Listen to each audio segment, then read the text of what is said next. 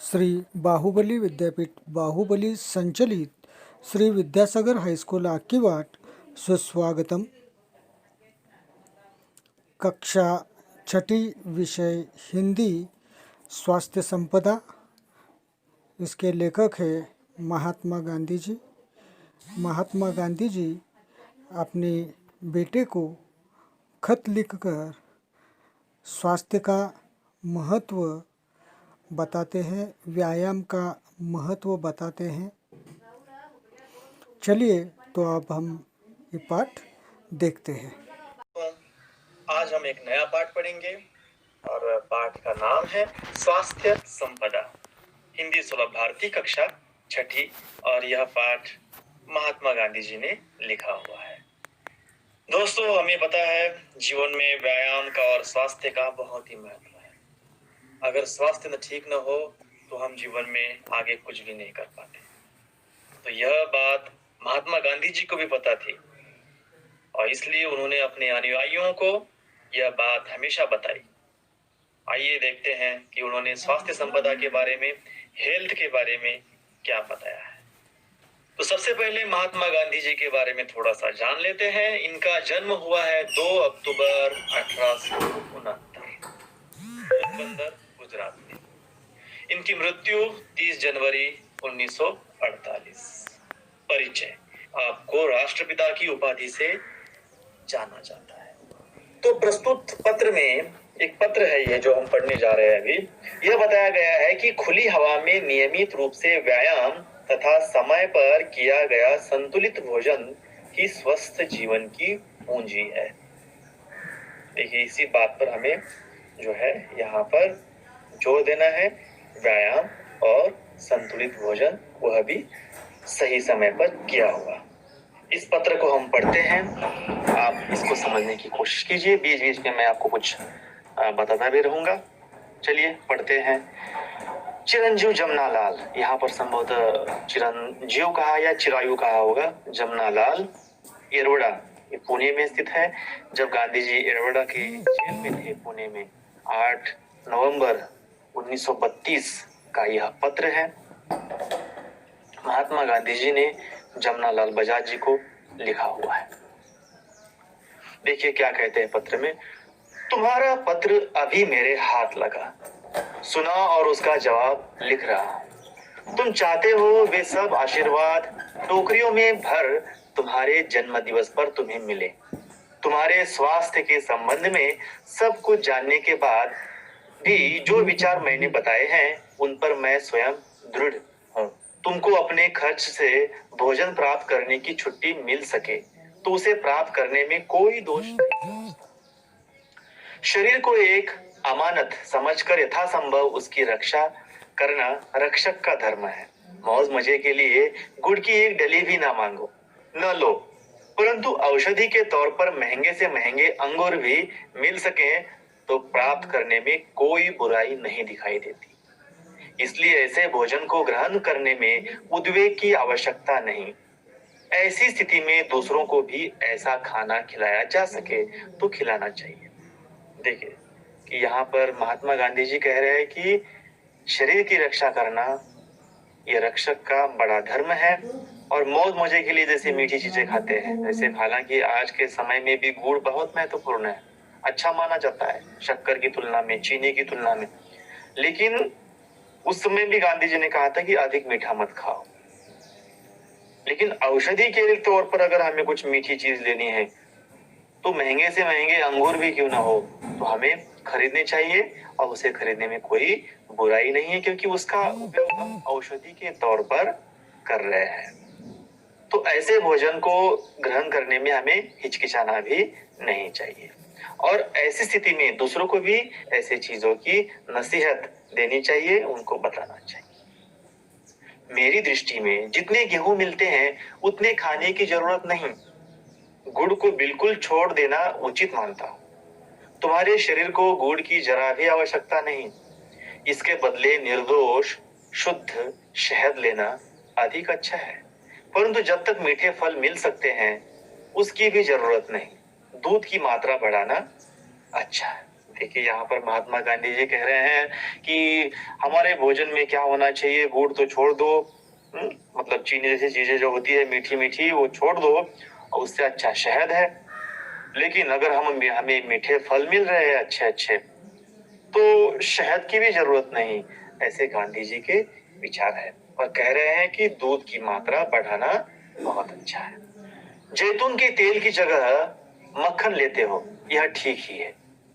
मक्खन में जो विटामिन होते हैं वे जैतून के तेल में नहीं होते। साग में हरी सब्जी होनी चाहिए। आलू वगैरह लगभग रोटी का स्थान लेते हैं। इनमें स्टार्च होता है। तुमको स्टार्च की कम से कम जरूरत है, और जितनी होगी वह सब गेहूं से पूरी हो जाएगी। मक्खन दूध काफी है। इसके घटाने बढ़ाने का आधार वजन। देखिए गांधी जी किस प्रकार से अपने अनुयायी जमनालाल जी को समझा रहे हैं। कह रहे हैं कि जैतून के तेल की जगह मक्खन लेते हैं तो यह ठीक है, क्योंकि मक्खन में जो विटामिन होते हैं वो जैतून के तेल में नहीं होते। और भोजन में हरी सब्जियां होनी चाहिए, और आलू ज्यादा न खाने की यह बात कर रहा है, क्योंकि उसमें स्टार्च होता है, और स्टार्च हमको वैसे भी गेहूं से मिल जाता है। उसका जो जरूरत होती है शरीर को, वो उससे पूरी हो जाती है। तो मक्खन दूध काफी है इसके लिए। और ये कब लेना चाहिए, कितना लेना चाहिए, यह आपके वजन पर निर्भर करता है। ये देखिए जैतून का तेल यहाँ पर आपको दिखाई दे रहा है। यहाँ पर जैतून के फल भी आपको चित्र में दिखाई दे रहे हैं। तो जैतून का तेल बनाया जाता है। आलू में स्टार्च अधिक होता है। आलू कम खाने चाहिए, ऐसा उनका मानना है, गांधी जी का मानना है।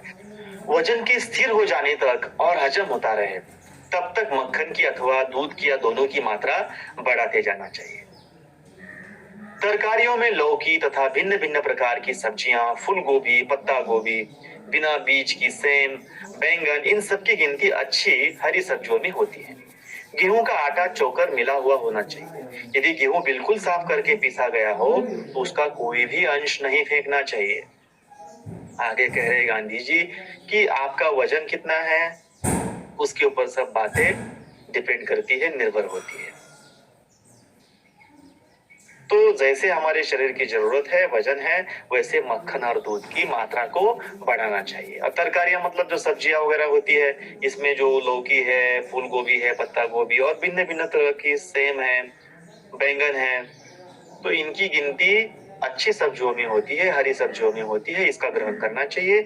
और जब गेहूं को हम पीसते हैं तो उसका चोकर जो होता है ना, जो मतलब गेहूं को पीसने के बाद जो उसका जो ऊपर वाला एक परत होती है, उसको हम क्या करते हैं, फेंक देते हैं साफ कर कर। तो उसको चोकर कहते हैं। उसको फेंकना नहीं चाहिए, क्योंकि उसमें भी बहुत सारे अच्छे अंश होते हैं, ऐसा गांधी जी का मानना है, गांधी जी कह रहे हैं। देखिए यहाँ पर हमें सब्जियां दिखाई दे रही है, तरह तरह के फल फूल भी यहाँ पर है। गाजर वगैरह, चुकंदर, शिमला मिर्ची, प्याज, मूली, गंवार, सेम, यहाँ पर आपको यह सब दिखाई दे रहे हैं। लौकी भी दिखाई दे रही है।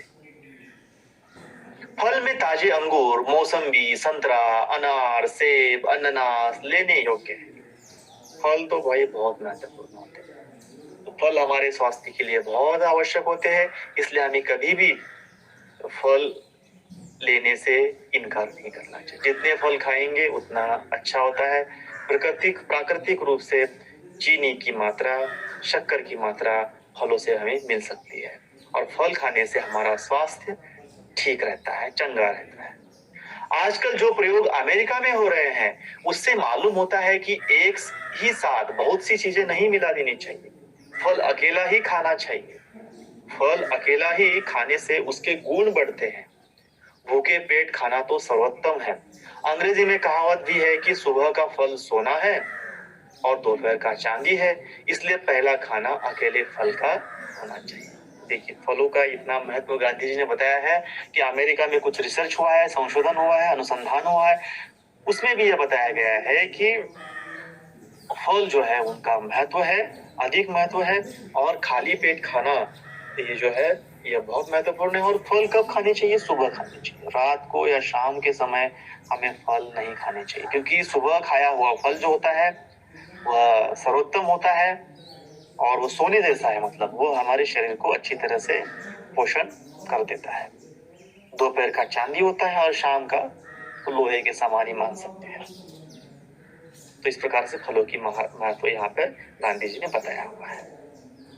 देखिए, ये फलों की दुकान है और यहाँ पर आपको अजीबोगरीब अजब अजब फल दिखाई दे रहे हैं। संतरा है, तो यहाँ पर तो कुछ विदेशी फल भी यहाँ पर है।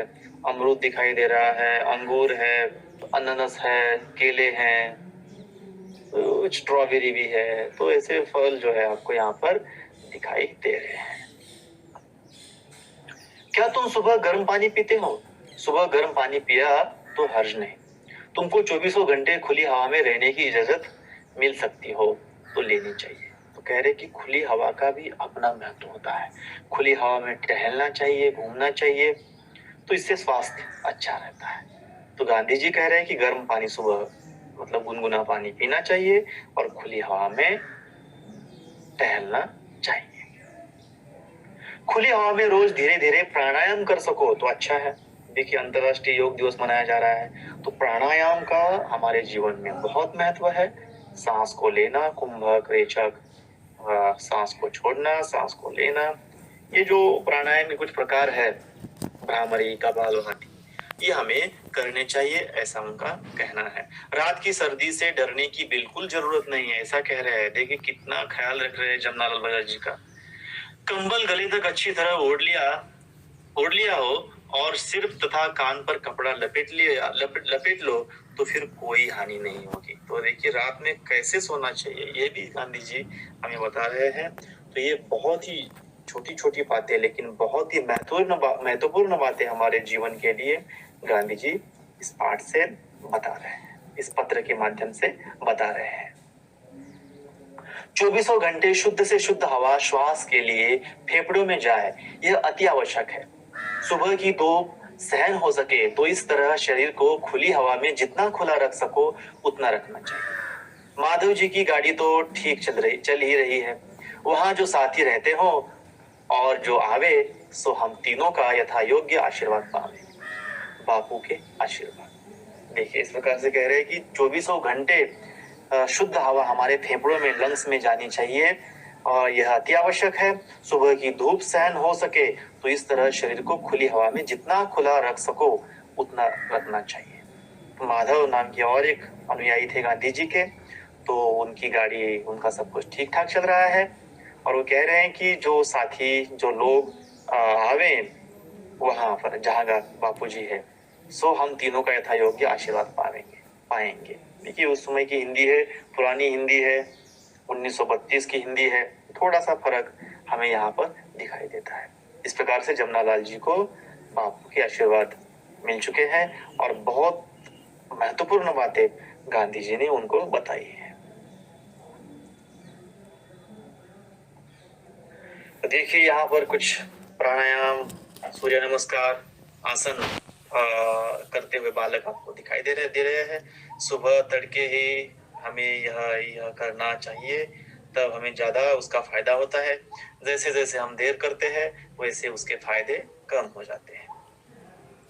ये देखिए, त्रिकोणासन है, वृक्षासन जैसा आसन है, अर्ध पद्मासन, ज्ञान मुद्रा में बैठा हुआ बालक दिखाई दे रहा है। या नीचे सुप्त वज्रासन नाम का एक आसन है, यहाँ पर आपको दिखाई दे रहा है। संतुलित भोजन में दूध, पानी और देखिए फल, सब्जियां, गोभी, लौकी, बैंगन, भिंडी, अंगूर, संतरे, अनार, यहाँ पर आपको अनानास दिखाई दे रहा है इस चित्र में। लेकिन एक बात अभी बताई गई है कि जो सेब होता है, अगर सेब जैसा हम दूसरा भी कोई फल खाए तो उसकी तुलना बराबर की मानी जाती है, क्योंकि जो घटक, जो गुण सेब में है, ऐसे कुछ गुण दूसरे फलों में भी माने जाते हैं। तो सेब खाए या फिर कोई अन्य फल खाए, वो आपके सेहत के लिए आवश्यक है। देखिए, यहाँ पर एक बात और भी दी है, शायद मैडम जी, यहाँ पर मम्मी जो है मोबाइल के साथ खेल रही है और बच्ची देख रही है, शायद संभवतः वो मोबाइल दिखाई दे रहा है, कि भाई खाने पर भी ध्यान देना चाहिए। ये बातें बहुत ही महत्वपूर्ण है, गांधी जी हमें इसे बता रहे हैं। देखिए, यहाँ पर जो है एक बच्ची को खाना खिलाया जा रहा है और ये बच्चा भी देखिए कितने खुश होकर खाना खा रहा है। तो ये छोटी छोटी चीजें हमारे जीवन में बहुत ही महत्वपूर्ण होती है। इसी प्रकार से जीवन में हंसना, खेलना, कूदना, मनोरंजन, ठीक तरह से सोना और संतुलित मात्रा में भोजन लेना यह बहुत ही आवश्यक है। खुशहाल जीवन की पूंजी और राज यही है, व्यायाम और खाना पीना। देखिए, और यहाँ पर मैंने कुछ सब्जियां और फल आपके लिए लाए हैं। यहाँ सलाद है, सलाद की मात्रा भोजन में अधिक होनी चाहिए। बीन्स वगैरह, काजू वगैरह, यहाँ पर चने दिखाई दे रहे हैं, टमाटर है, पनीर है। तो इस प्रकार से हरी सब्जियों की पत्तियां है, इनका सेवन हमें करना चाहिए, इनको ग्रहण करना चाहिए। कुछ शब्द है यहाँ पर जो पाठ में कठिन शब्द आए हुए या समझने योग्य शब्द आए हैं। अमानत, धरोहर, निर्दोष मतलब दोष रहित, सर्वोत्तम मतलब सर्वश्रेष्ठ, उद्वेग मतलब प्रबलता, इजाजत मतलब अनुमति, परमिशन, चोकर मतलब गेहूं का आटा छानने के बाद बचा हुआ भाग, उसे हम चोकर कहते हैं। तो इस प्रकार से आशा करता हूं कि यह गांधी जी का पत्र जो जमनालाल जी को भेजा था आपको सही समझ में आया होगा और आपने बहुत सारी बातें भी इस पत्र के माध्यम से सीख ली होगी। धन्यवाद।